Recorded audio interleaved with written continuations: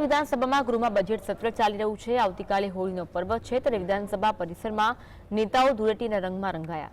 વિધાનસભાની સામે ખુલ્લી જગ્યામાં ધૂળેટીનું આયોજન કરાયું। મુખ્યમંત્રી ભૂપેન્દ્ર પટેલ સહિત મંત્રીઓ એકબીજા પર રંગોની છોડો ઉડાડી ધૂળેટીના પર્વની શુભેચ્છા આપી।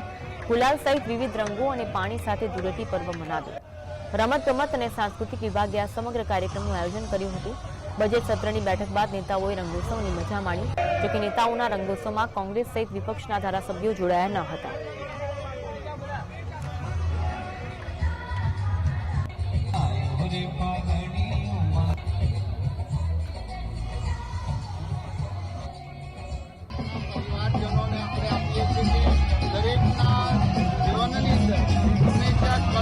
ભરેલું રહે, પ્રત્યેકના જીવનની શ્રેષ્ઠ પ્રગતિ થાય એવી અમે ઈશ્વરને પ્રાર્થના કરીએ છીએ અને વિનંતી કરું છું, એક પણ વ્યક્તિ કે દીકરા દીકરીઓ પાકા કલરથી કેમિકલ કલર યુક્ત કલર ઉપયોગ ન કરે। અંબાજી સુધી અમારા આદિવાસી સમાજના બાંધવો, યુવાનો, વડીલોને હું શુભકામના પાઠવું છું। હોળી દિવાળીની શુભકામના પાઠવું છું। આજે હોળી અને ધૂળેટી અમારા આદિવાસી સમાજની એક પરંપરા છે।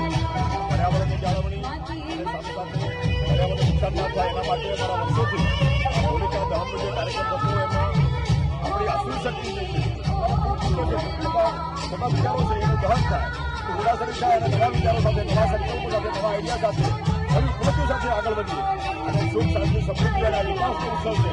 આ વિકાસનો રંગોત્સવ છે દેશ અને પ્રદેશની સરકાર।